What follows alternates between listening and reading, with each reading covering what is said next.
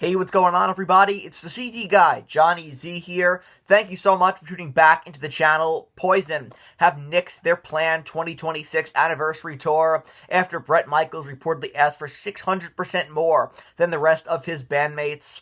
This is greed at its finest, and it's part of the reason why rock and roll in 2026 is nothing but a bad time. The tour was never officially announced, as, clearly they couldn't get past the financial stages of working out a deal, but the band had made no secret that they planned on, going on the road in 2026 and celebrating 40 years of Poison with what Bret Michaels had described as ideally, and I quote, 40 awesome limited dates. Those are his words. That was what he, had foreseen for this year for the band, but none of that is happening now. And drummer Rikki Rockett revealed in a recent interview that Bret Michaels wanted 600% more than the rest of the band, resulting in the whole thing getting scrapped, saying, quote, "We had a great offer, I thought, but we left the table. It didn't work. Really what it came to was CC, Bobby, and I were all in, and I thought Bret was, but he wanted the lion's share of the money to the point where it makes it not possible to even do it. It's like $6 every one of our dollars. You just can't work that way." Listen, I'm not a Poison fan, but I feel for fans of the band who are once again being put second due to the almighty dollar, and I'm sure Bret Michaels will stick to doing his solo stuff, but there's definitely a lot of disappointed Poison fans right now that would have absolutely seen the band on this tour, only for the rug to be pulled out from under them here because of Bret's insane monetary demands. Everything these days is about the money, the essence of why bands first started to, make music, and the love of rock and roll is dying, and the fans are the ones who suffer. You either have situations where, bands like this, they cannot agree on a deal to go out on tour, or you have bands that go on tour and fans are, expected to pay exorbitant prices to see their favorite bands. It's not right. It's an epidemic that's been getting worse and worse for years, and it's slowly killing rock and roll. This is not a Poison exclusive issue at all, but it's just another example of, greed taking precedence and leaving the fans in the dark, or worse, to shell out insane money. And I'm not much of a Nirvana fan either, but I always go back to that one Nirvana interview from 1993 that they did when Kurt Cobain couldn't even fathom the prices that some bands were charging for shows back in 1993. That was early 90s. That was over 30 years ago.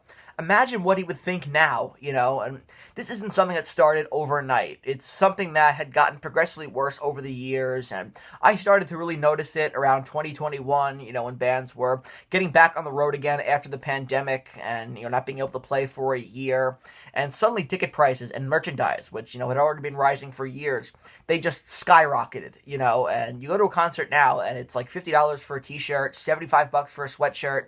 It's ridiculous, and I understand that at the time, bands had to make up for a year of, not touring. But by 2026, that's not a valid excuse anymore. Post-pandemic, bands saw what they could get away with here, and it set a new going rate for merch and tickets and everything in between. And fans are being taken for granted, we're being overcharged, and, then you have the instances, of bands like Poison here, where they're, making a ton of money, right, and they still can't agree on a salary. Bret Michaels will still make his money back doing his solo shows, eventually, but the fans are the ones who get prioritized last. You have an opportunity here to celebrate 40 years of your band in front of audiences all over the world who likely would still pay those insane prices just to see you live, and you still can't do it, You still can't come across a deal to, finalize it and get on the road for the fans. And you can still do it with all four members still alive and well, and you still can't come to a deal, to go out on tour. I mean, look at Kiss. They had the opportunity, the perfect opportunity at their final show to have Ace Frehley and Peter Criss on stage, for one song, if nothing else, and to end things the right way. And according to all accounts, they couldn't agree on money and it didn't happen. And now Ace is gone. That entire opportunity to do that is gone. The chance to give the fans that moment was right there, and now they can never do it. They couldn't do it then, and now it's impossible. It's not about making memories anymore for fans or doing it for the love of music or what these bands built together, but it's all about making money, and the fans come in second, maybe even third. To play devil's advocate for half a second here, I know that it's expensive to tour in 2026. Of course it is, but, Poison are not hurting for money. It's just about getting every last penny that they possibly can out of the fans who don't have the multi-million-dollar catalog of music to fall back on. And it's everywhere, it's getting out of control deal, for so many bands. Look at the tour prices for Rush, Ghost, Metallica, Pearl Jam, just to name a few. And, we're now in an era where you have to be selective to which shows you can actually go see live because we can't afford to see all the shows that we want to. Albums are not the moneymaker anymore. It's all about the tours and the nostalgia. And, the only time new albums seem to be profitable in the eyes of a lot of these bands is when they release these super deluxe edition box sets of classic records, which is another oversaturated market, but that's a rant for another day. I gotta say, the only band that looks good in any of this right now is The Cure. They're one of the only acts out there that prioritize keeping tickets affordable these days. Robert Smith says he's had managers of other bands call him and tell him that he's, making them look greedy. And the truth is, it's not Robert Smith making them look greedy. They look greedy because their greed is making them look greedy. So that wraps up this video here. Just wanted to share my thoughts real quick on Poison nixing plans for a 2026 anniversary tour after Bret Michaels' insane financial demands, wanting 600% more than the rest of the band, which is just absolutely ridiculous. And again, it's not a Poison exclusive issue here. It's an epidemic that's spreading throughout rock and metal, well, the entire music scene, really. And it's a shame because fans are being overpriced, they're being priced out.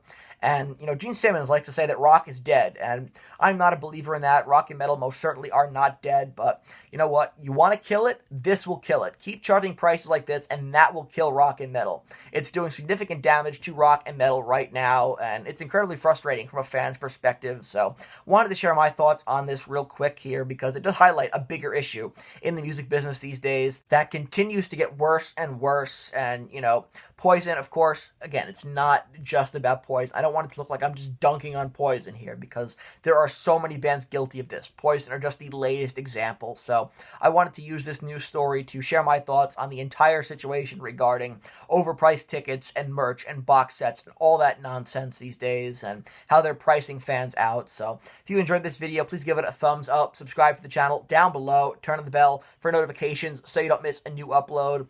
Follow me on Instagram at the CD Guy JZ, and let me know down in the comment section below what are your thoughts on Poison now canceling plans for a 2026 tour, and moreover, what are your thoughts on bands charging these insane prices and the fact that, it's probably only going to go up from here. So let me know all that good stuff down in the comments. I want to hear from you. And until next time, it's the CD Guy, Johnny Z, signing off. Take care, everybody.